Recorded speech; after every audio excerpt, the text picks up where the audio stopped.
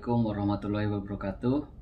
Sampai bertemu kembali pada perkuliahan yang kedua, yakni pada hari ini saya akan membahas bagaimana caranya memilih judul skripsi. Tidak hanya skripsi hukum saja, tapi juga skripsi lainnya bisa kemudian menyimak apa yang sudah saya ulaskan dalam pembahasan pada hari ini. Baik, yang pertama saya akan membahas tentang dari mana judul skripsi itu kalian bisa dapatkan. Jadi kita akan membahas kira-kira judul skripsi saudara itu bisa didapatkan dari mana saja. Yang pertama, judul skripsi bisa Anda dapatkan dari pengalaman saudara. Jadi misalkan saudara pernah menghadapi tilang elektronik, kemudian merasa ada ketidakadilannya, maka kemudian saudara dapat mengangkat kejadian yang dialami oleh diri saudara itu sebagai judul atau tema skripsi saudara. Yang kedua, Anda bisa mengangkat judul skripsi dari kasus yang dialami oleh orang lain. Misalkan ada orang lain sedang menghadapi gugat-menggugat tanah di pengadilan, maka saudara juga dapat mengangkat gugatan-gugatan tersebut atau problem hukum yang dihadapi oleh orang lain tersebut menjadi judul skripsi saudara. Yang ketiga, Anda juga dapat mengangkat judul skripsi dari pemberitaan di media. Misalkan hari ini pemberitaan media itu sedang gencar-gencarnya kasus tindak pidana korupsi, maka saudara juga dapat mengangkat kasus tindak pidana korupsi tersebut menjadi judul skripsi yang akan Anda angkat dan akan Anda pertahankan pada sidang skripsi. Kemudian yang keempat, Anda juga dapat mengambil tema atau judul skripsi dari putusan pengadilan. Misalkan ada putusan pengadilan yang sudah berkekuatan hukum tetap, baik di tingkat pertama, tingkat banding, atau tingkat kasasi, maupun tingkat PK, dapat kemudian kalian ambil sebagai judul skripsi yang akan Anda pertahankan di muka sidang penguji saudara. Kemudian yang kelima, judul skripsi juga dapat kalian ambil dari peraturan perundang-undangan. Jadi dalam peraturan perundang-undangan itu muncul kemudian problem hukum, misalkan tidak sinkron dengan peraturan perundang-undangan yang lain atau tidak sinkron dengan peraturan perundang-undangan yang lebih tinggi, misalkan secara horizontal PP bertentangan dengan PP atau bahkan PP bertentangan dengan undang-undang maupun undang-undang dasar. Itulah kemudian pertentangan itu yang bisa kalian angkat sebagai judul skripsi saudara. Kemudian yang keenam, judul skripsi juga bisa Anda dapatkan melalui diskusi, seminar, lokakarya, dan acara-acara penting lainnya. Jadi biasanya seminar, lokakarya, diskusi-diskusi hukum itu biasanya mengangkat tentang problematika hukum yang sedang hangat atau terjadi saat ini. Untuk itu penting bagi mahasiswa hukum untuk kemudian sering mengikuti seminar, lokakarya, dan diskusi-diskusi hukum lainnya untuk kemudian kalian angkat menjadi judul atau tema skripsi saudara. Yang ketujuh, judul skripsi juga bisa berasal dari rekomendasi dari dosen atau pengajar saudara. Meskipun tidak harus dipaksakan oleh saudara apabila ada dosen yang merekomendasikan, akan tetapi hal tersebut juga bisa terjadi. Misalkan dosen merekomendasikan judul tentang kepailitan, maka saudara juga dapat mengambil rekomendasi dari dosen tersebut untuk diangkat menjadi tema atau judul skripsi yang akan saudara bahas kemudian. Yang kedelapan, judul skripsi juga bisa diangkat melalui saudara itu ketika saudara mengamati gejala-gejala yang ada di lapangan. Misalnya seperti pada saat ini ada yang namanya wabah COVID-19. Untuk itu misalnya kemudian Anda membahas bagaimana penanganan COVID-19 dari segi kebijakan, dari segi pengaturan, dari segi hal-hal yang harus dilakukan atau tidak boleh dilakukan pada saat masa COVID-19. Untuk itu gejala-gejala ini juga bisa kalian angkat menjadi skripsi yang akan Anda bahas di kemudian hari. Kemudian judul skripsi yang terakhir juga dapat kalian ambil melalui perenungan saudara. Misalkan perenungan tentang penegakan hukum di bidang bisnis misalnya. Misalkan Anda merasa tidak ada keadilan di bidang penegakan hukum bisnis, sehingga kemudian Anda tertarik untuk mengambil terkait dengan hukum bisnis atau hukum korporasi yang sedang dijalankan di Indonesia. Untuk itu berbagai macam bisa kalian dapat judul skripsi baik melalui perenungan saudara maupun gejala-gejala yang ada di masyarakat, maupun pengalaman pribadi saudara, maupun kasus yang dialami orang lain, dan lain sebagainya.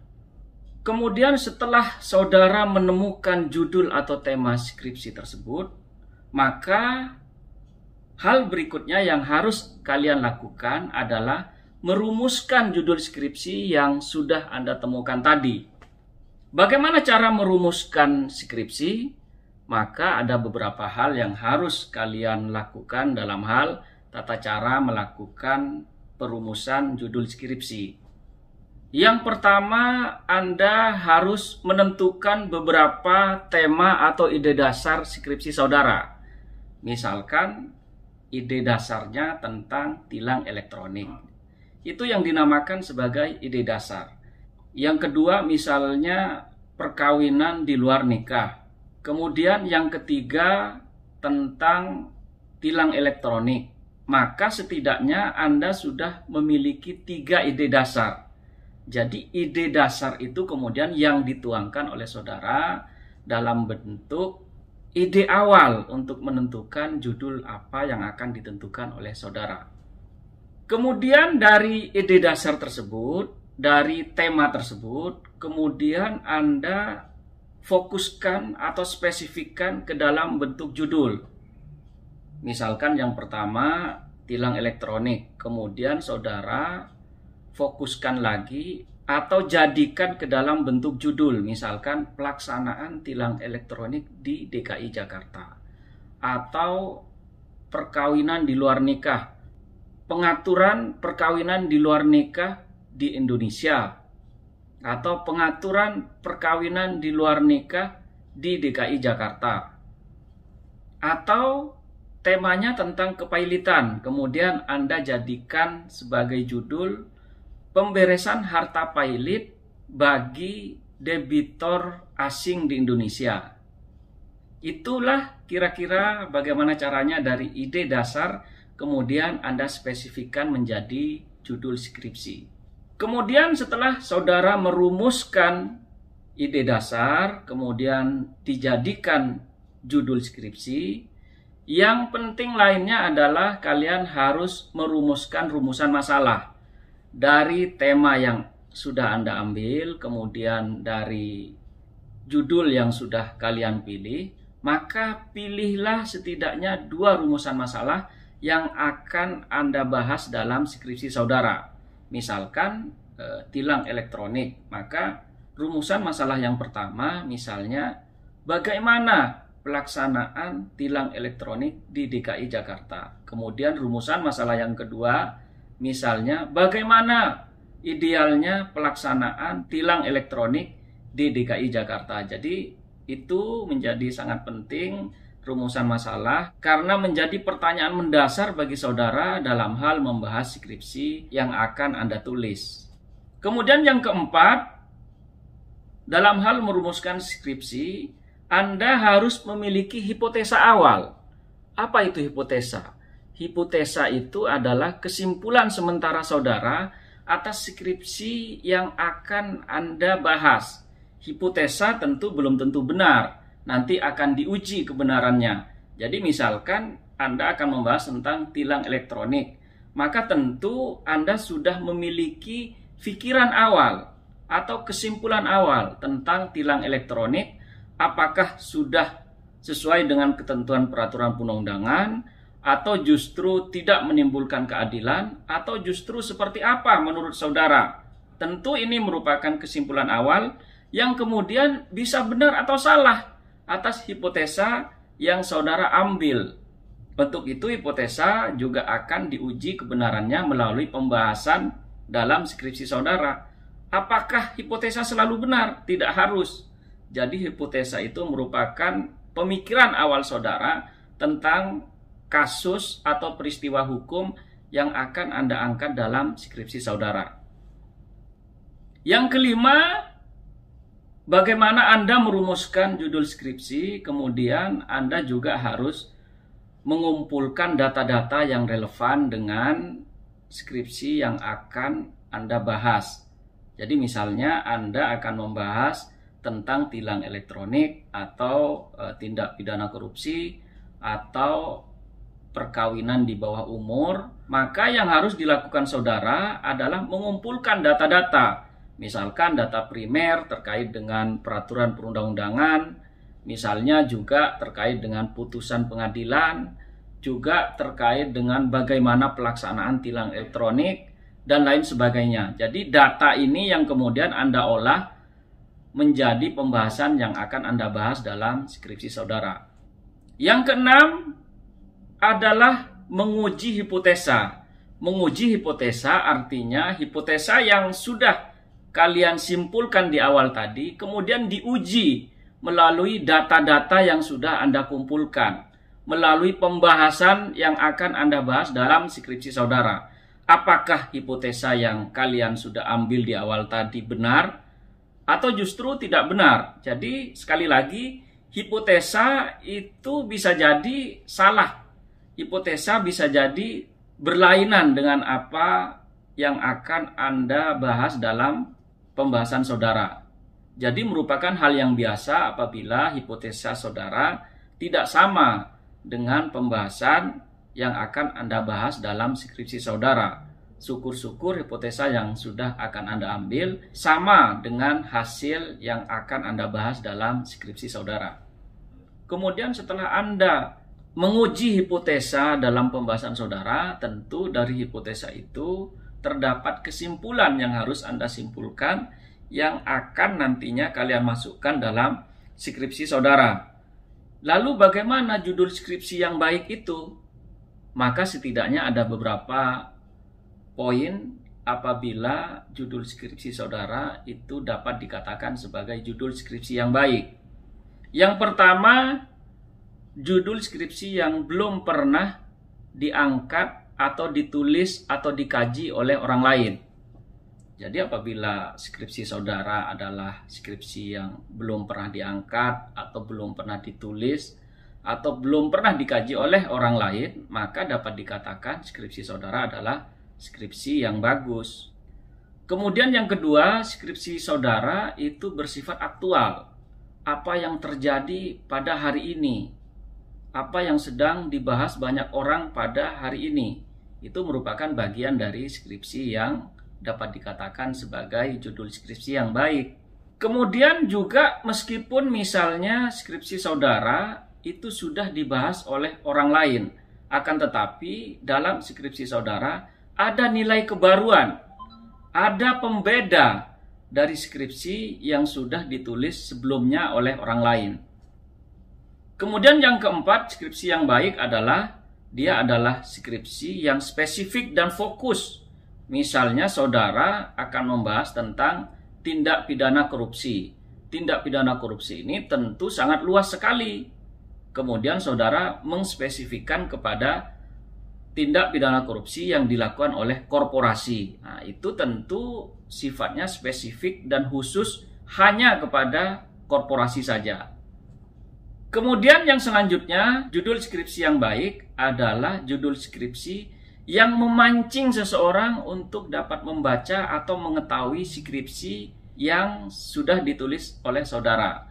Misalnya ada seseorang melihat skripsi yang sudah kalian tulis, maka orang lain terpancing untuk membaca skripsi tersebut. Itu juga dapat dikatakan sebagai judul skripsi yang baik.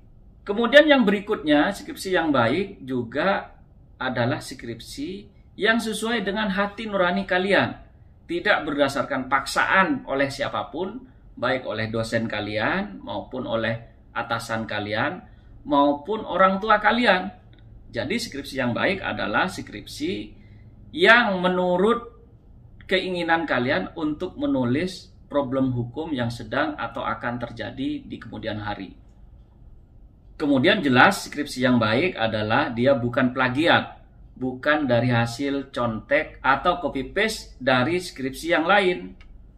Kemudian juga skripsi yang baik itu biasanya mengandung pro dan kontra. Ada yang bersifat setuju ataupun tidak setuju terhadap problem hukum yang sedang terjadi atau akan terjadi di kemudian hari. Kemudian skripsi yang baik juga dia bersifat terstruktur. Jadi misalnya dari pendahuluan, rumusan masalah, strukturnya jelas, tata cara penulisannya juga runtut. Kemudian skripsi yang baik juga dikarenakan oleh adanya kekosongan hukum.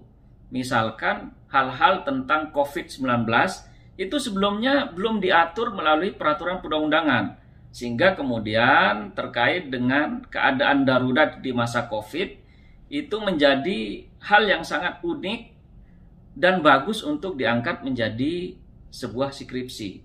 Kemudian juga skripsi yang baik, presentasinya juga konsisten. Artinya apa yang Anda sudah tulis dari awal sampai akhir terdapat konsistensi atas pendapat saudara.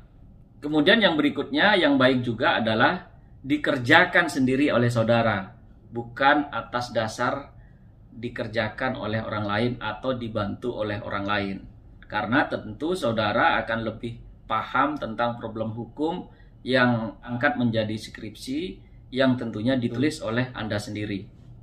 Kemudian yang berikutnya, skripsi yang baik adalah skripsi yang memiliki keterjangkauan bagi penulisnya.